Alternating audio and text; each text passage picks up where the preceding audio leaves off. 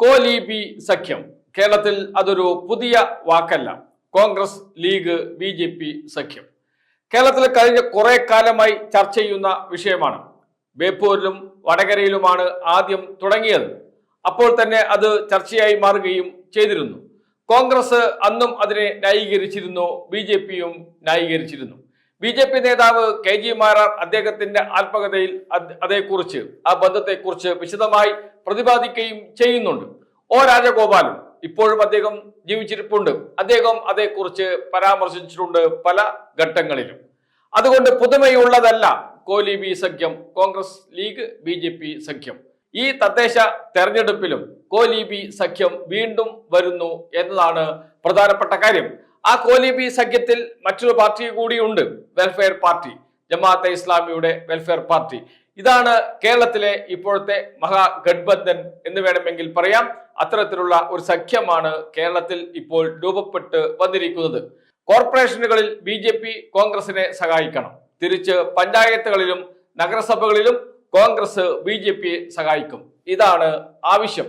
ഈ ആവശ്യത്തോട് പൂർണ്ണമായും BJP യോജിപ്പ് പ്രകടിപ്പിച്ചിട്ടില്ല, കൈകൊടുത്തിട്ടില്ല. എല്ലാ കോർപ്പറേഷനുകളിലും പറ്റില്ല എന്ന നിലപാടാണ് BJP സ്വീകരിച്ചിരിക്കുന്നത്. പ്രത്യേകിച്ച് തിരുവനന്തപുരം, അതേപോലെ തൃശൂർ കോർപ്പറേഷനുകളിൽ. ഈ രണ്ട് കോർപ്പറേഷനുകളിൽ കോൺഗ്രസ് ഞങ്ങളെ സഹായിക്കുകയാണെങ്കിൽ, എന്ന് വെച്ചാൽ BJPയെ സഹായിക്കുകയാണെങ്കിൽ, മറ്റു കോർപ്പറേഷനുകളിൽ BJP കോൺഗ്രസിനെ സഹായിക്കാം, UDFനെ സഹായിക്കാം എന്ന ധാരണയിലേക്ക് കാര്യങ്ങൾ എത്തിക്കുന്നതിനു വേണ്ടിയുള്ള ശ്രമങ്ങളാണ് നടക്കുന്നത്. ഇതിനകം തന്നെ കോഴിക്കോട് കോർപ്പറേഷനിൽ രഹസ്യ ചർച്ച നടന്നു എന്ന വാർത്തകൾ പുറത്തു വരുന്നുണ്ട്. BJPയുടെയും കോൺഗ്രസിന്റെയും നേതാക്കളാണ് ചർച്ച നടത്തിയത്.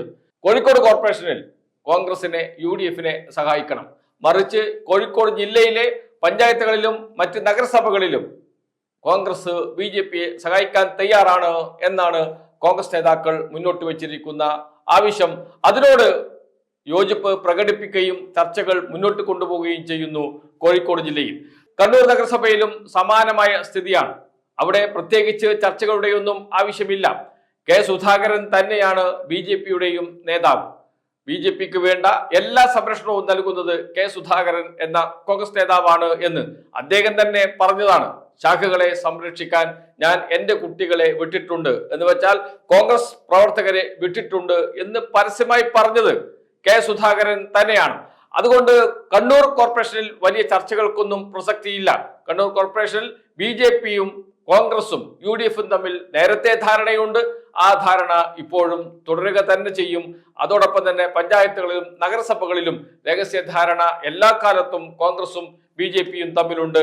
K. സുധാകരനും BJP നേതാക്കളും തമ്മിലുണ്ട്. അത് തുടരുക തന്നെ ചെയ്യും. കൊച്ചിയിലും ഒരു പരിധിവരെ കാര്യങ്ങൾ മുന്നോട്ട് പോയിട്ടുണ്ട് എന്നാണ് കോൺഗ്രസ് നേതാക്കൾ പറയുന്നത്. ഉടക്കി നിൽക്കുന്നത് തൃശ്ശൂരും അതുപോലെ തിരുവനന്തപുരത്തും മാത്രമാണ്. ഒരു ധാരണയിലും ഇതുവരെയും എത്താൻ കഴിഞ്ഞിട്ടില്ല. ഈ രണ്ട് കോർപ്പറേഷനുകളിൽ ഒഴികെയുള്ള കോർപ്പറേഷനുകളിൽ ഏതാണ്ട് ധാരണയിൽ എത്തിയിട്ടുണ്ട് എന്നാണ് പറയുന്നത്.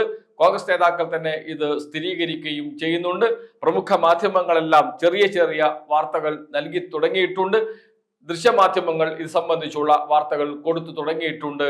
ധാരണ എവിടെ, എന്ത് എന്നതിന്റെ വിശദാംശങ്ങൾ നോമിനേഷൻ പിൻവലിച്ചതിന് ശേഷം മാത്രമേ, ആ തീയതി കഴിഞ്ഞതിന് ശേഷം മാത്രമേ വ്യക്തമാകുകയുള്ളൂ എന്നാണ് കോൺഗ്രസ് നേതാക്കൾ തന്നെ പറയുന്നത്.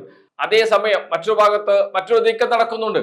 അത് ജമാഅത്തെ ഇസ്ലാമിയും മുസ്ലിം ലീഗുമായുള്ള ബന്ധമാണ്. ന്യൂനപക്ഷ വോട്ടുകൾ സംരക്ഷിക്കണം. കോൺഗ്രസ് നേതൃത്വം മുസ്ലിം ലീഗിനോട് പറഞ്ഞിരിക്കുന്നത്, നിർദ്ദേശം നൽകിയിരിക്കുന്നത്, അതിനുവേണ്ടി ജമാഅത്തെ ഇസ്ലാമിയുമായി വെൽഫെയർ പാർട്ടിയുമായും പല സ്ഥലങ്ങളിലും ഇതിനകം തന്നെ സഖ്യമുണ്ടാക്കി കഴിഞ്ഞു UDF നേതാക്കൾ. എന്ന് വെച്ചാൽ കോൺഗ്രസ് നേതാക്കൾ ചർച്ചകളിൽ പങ്കെടുക്കുന്നില്ല. മുസ്ലിം ലീഗ് നേതാക്കളാണ് ചർച്ചയിൽ പങ്കെടുക്കുന്നത്. മുസ്ലിം ലീഗും വെൽഫെയർ പാർട്ടിയും തമ്മിലാണ് ബന്ധം, ഞങ്ങൾ തമ്മിൽ യാതൊരു ബന്ധവുമില്ല എന്ന് പറഞ്ഞ് മുഖം രക്ഷിക്കാനുള്ള ശ്രമമാണ് ഒരു ഭാഗത്ത് കോൺഗ്രസ് നടത്തുന്നത്. മുസ്ലിം ലീഗിന് നൽകിയ സീറ്റാണ് വെൽഫെയർ പാർട്ടിക്ക് നൽകുന്നത് എന്ന് കോൺഗ്രസ് നേതാക്കൾ തന്നെ പരസ്യമായി പറഞ്ഞു തുടങ്ങിയിട്ടുണ്ട്. ഞങ്ങൾക്ക് യാതൊരു ബന്ധവുമില്ല എന്ന നിലയിൽ. പക്ഷേ ജമാഅത്തെ ഇസ്ലാമി നേതാക്കൾ പറയുന്നത് UDF നേതാക്കളുമായി നടത്തിയ ചർച്ചയുടെ അടിസ്ഥാനത്തിലാണ് തീരുമാനമെടുത്തിരിക്കുന്നത്. പരമാവധി കോർപ്പറേഷനുകളിലും നഗരസഭകളിലും പഞ്ചായത്തുകളിലും സീറ്റുകൾ വാങ്ങിയെടുക്കുക, അതിന് ലീഗ് സമ്മർദ്ദം ചെലുത്തുക, ലീഗ് കോൺഗ്രസിൽ സമ്മർദ്ദം ചെലുത്തുക, ഇതാണ് നടന്നുകൊണ്ടിരിക്കുന്ന രീതി. എന്ന് വെച്ചാൽ ഒരു ഭാഗത്ത് BJP-യുമായി സഖ്യമുണ്ടാക്കുന്നു, അത് കോർപ്പറേഷനുകളിലും ജില്ലാ പഞ്ചായത്തിലുമാണ്. മറുഭാഗത്ത് മുസ്ലിം ലീഗിന് സ്വാധീനമുള്ള മേഖലകളിൽ ജമാഅത്തെ ഇസ്ലാമിയുമായും സഖ്യമുണ്ടാക്കുന്നു. അങ്ങനെ ഒരു മഹാഗഡ്ബന്ധൻ കേരളത്തിൽ രൂപപ്പെട്ടിരിക്കുന്നു എന്നാണ് പുറത്തു വരുന്ന വാർത്തകൾ നൽകുന്ന സൂചന. കോൺഗ്രസ് ലീഗ് BJP ബന്ധം നേരത്തെ വലിയ ചർച്ചയായിരുന്നു. ഇപ്പോൾ അത് കുറച്ചുകൂടി വിശാലമാക്കിയിട്ടുണ്ട്. കോൺഗ്രസ് ലീഗ് BJP ജമാഅത്തെ ഇസ്ലാമി എന്ന രീതിയിലേക്ക് കാര്യങ്ങൾ മാറിയിട്ടുണ്ട്. കേരളത്തിൽ ഒരൊറ്റ ലക്ഷ്യം മാത്രമേ ഉള്ളൂ, ഈ സർക്കാരിനെ, ഇടത് സർക്കാരിനെ താഴെ ഇറക്കുക. അതിന് ആരുമായും കൂട്ടുകൂടാൻ തയ്യാറാണ് എന്ന തുറന്നു പറച്ചിലാണ് കോൺഗ്രസ് നേതാക്കൾ തന്നെ നടത്തിയിരിക്കുന്നത്. പ്രതിപക്ഷ നേതാവ് VD സതീശൻ അക്കാര്യം വ്യക്തമാക്കുകയും ചെയ്തിട്ടുണ്ട്.